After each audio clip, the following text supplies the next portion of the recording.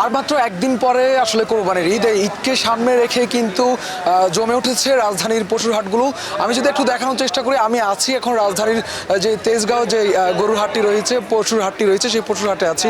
এখানে কিন্তু আজকে আসলে একদম সকাল থেকে আসলে ক্রেতাদের ভিড় আমরা দেখেছি। সেই সাথে রাজধানীর অন্যান্য যে বাজারগুলো রয়েছে সেই বাজারগুলোতেও কিন্তু ক্রেতাদের উপচে পড়া ভিড় আমরা দেখেছি। এর পাশাপাশি বিক্রেতাদের সাথে কথা বলে আমরা যে বিষয়টি জেনেছি যে যে যে গরু হাটগুলোতে আসলে পশু বিক্রির যে কার্যক্রম সেটি কিন্তু আজকে থেকে আসলে অনেক বেড়েছে এবং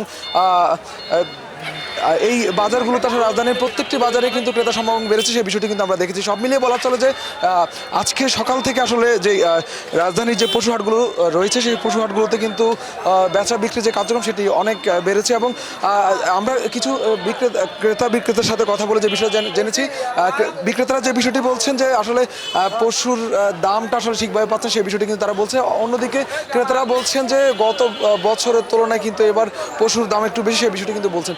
সব মিলিয়ে বলা চলে যে এবার আসলে বৃষ্টি, একই সাথে আসলে যে শেষ মুহূর্তের যেই বাজার সেটি কিন্তু আসলে জমে উঠেছে এবং ক্রেতারা মধ্যরাতেও এই রাত 11টার পরেও কিন্তু অসংখ্য ক্রেতা এখানে এসে না, তারা গরু দেখছে এবং গরু ক্রয়ের জন্য আসলে তারা তাদের সর্বোচ্চ চেষ্টা করছে এবং তারা বলছেন যে তাদের পছন্দের পশু কেনার জন্য তারা কিন্তু চেষ্টা করে যাচ্ছেন। তো আমি একজন বিক্রেতার সাথে এখানে একটু কথা বলার চেষ্টা করবো। আসলে তারা দীর্ঘক্ষণ ধরে আসলে অপেক্ষা করছে আমার বৃষ্টির মধ্যেও তারা আসলে গরু বিক্রির জন্য আসলে তারা একটু ভাই জানতে চাইবো যে আসলে যে কয়টি গরু নিয়ে এসেছেন এবং কি অবস্থা দেখছেন? অবস্থা তো বেশি ভালো না। ক্রেতা সমাগম কেমন? হ্যাঁ, বেচাকেনা কম। আপনি একটু দাম কেমন বলছে? দাম বেশি ভালো না। ভাই আসছে, তার গরু অসুস্থ, দামে কম। পশু ডাক্তার ভাই। কিন্তু ক্রেতারা বলছে যে আপনারা দাম ধরে রেখেছেন, এই বিষয়ে এমন বলছে। ভাই আপনাকে খুঁজছে, আপনাকে পায় না। যে বিষয়টা আসলে বিক্রেতারা যেটি বিষয়টি বলছেন, তারা বলছেন যে বৃষ্টি এবং সব সার্বিক পরিস্থিতি মিলিয়ে আসলে যে ক্রেতাদের যে যারা বিক্রেতারা রয়েছেন তাদের যে ভিড় সেটি কিন্তু কম এবং তারা বলছেন যে তারা দীর্ঘক্ষণ অপেক্ষা করার পরেও বৃষ্টির মধ্যে তারা আসলে সেভাবে কাঙ্ক্ষিত দাম পাচ্ছেন না এবং পাশাপাশি যে ক্রেতাদের তাদের যে অভিমত, তারা বলছেন যে ক্রেতারা তেমন ক্রেতা তারা পাচ্ছেন সেই বিষয়টি কিন্তু তারা বলছেন। এবং আমি যদি জানিয়ে রাখি যে রাজধানীর এই তেজগাঁও বাজারে কিন্তু এবার বিভিন্ন ধরনের পশু কিন্তু এখানে আনা হয়েছে, বিভিন্ন সাইজের অনেক বড় গরু এবং উট। আমরা দেখেছি যে গত পরশুদিন আমরা এই বাজারটিতে এসে দেখেছি যে এখানে উট, দুম্বা সহ আসলে বিভিন্ন জাতের পশু এখানে আনা হয়েছে কোরবানির যে বেচা বিক্রির যে কার্যক্রম কোরবানি ঈদের জন্য, সেই বিষয়টি কিন্তু আমরা দেখেছি। তো সব মিলিয়ে বলা চলে যে আসলে রাজধানীর যে এই বাজারটিতে আসলে যে ক্রেতা মাঝরাতেও কিন্তু অসংখ্য ক্রেতারা এসেছেন। আমি একটু কথা বলার চেষ্টা করবো, একজন এখানে আসলে গরু দেখতে এসেছেন, একটু কথা বললেন যে কেমন দেখছেন আসলে গরুর বাজার কেমন? নিন মজাদার গোলমার্ক বক্স, কুড়মুড়ে বাড়িতে ফুরফুরে লাইফ।